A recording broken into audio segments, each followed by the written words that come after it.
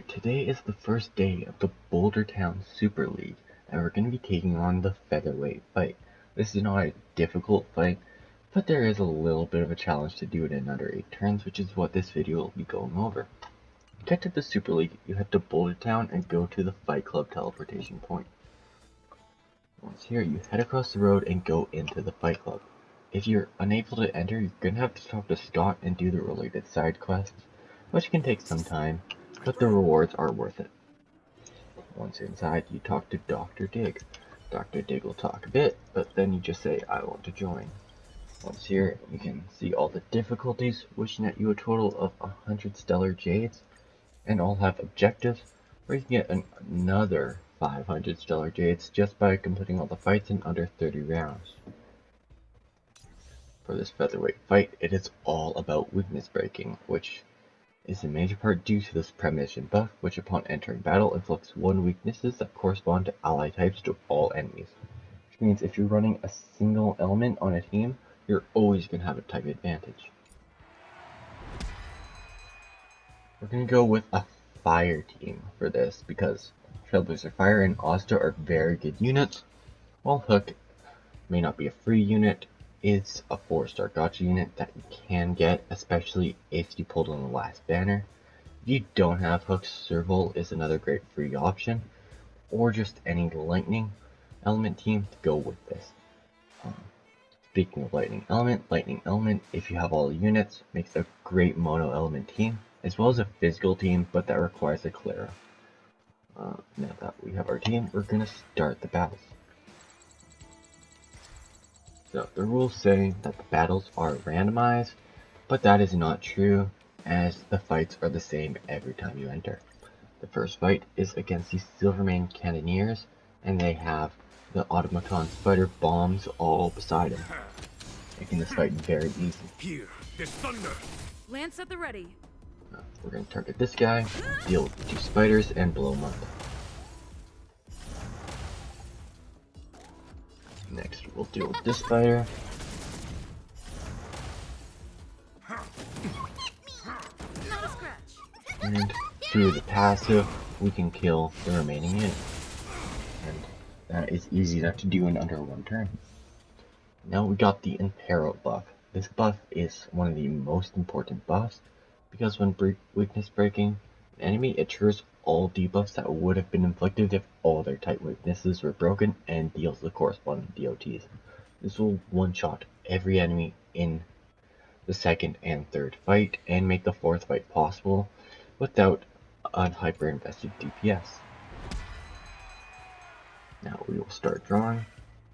And the 2nd fight is just 2 waves of Silvermane guards, so it's not really too much to worry about, and they'll inherit the type disadvantages, making it really easy to kill them. We'll AoE here so that the passive gets activated before the end of the turn.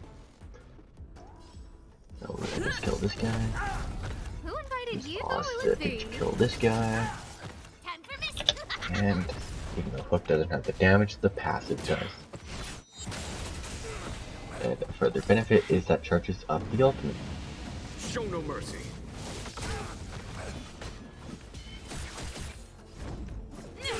As you can see, not much time was spent wasted on that, so now we've got the home buff, which further increases our weakness breaking efficiency. Round 3 is the first boss fight, though you don't have to worry too much, because all you have to do is weakness breaker, and it is an instant win.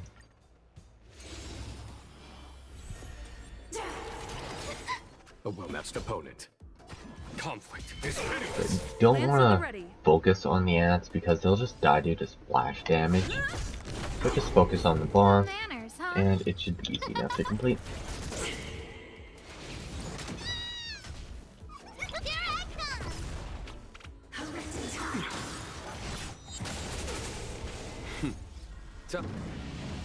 Show no mercy. Sagacious discernment. Who invited who will it be? And there you go, that's the end of the fight.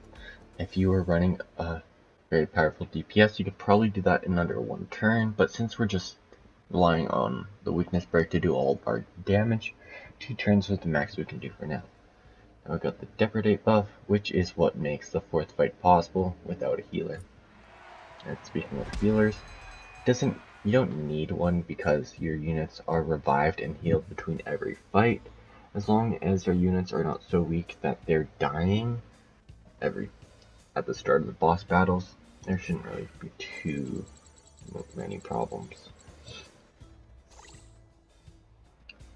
Let's start this last fight.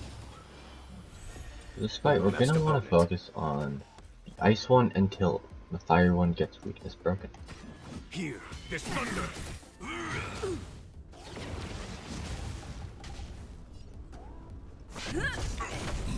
No, man.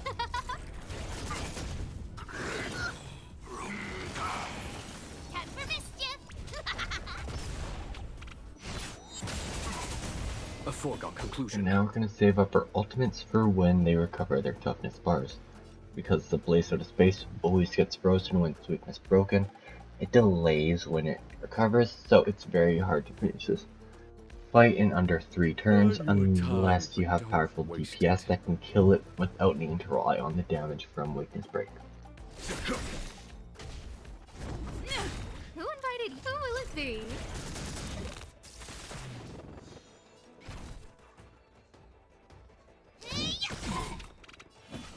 Conflict is pitiless!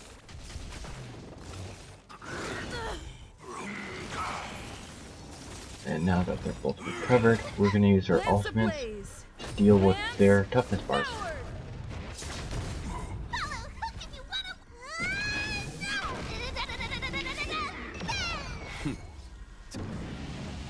Show no mercy. Everything is ordained by those stars. Give these trailblazers your blessing. I'm on guard.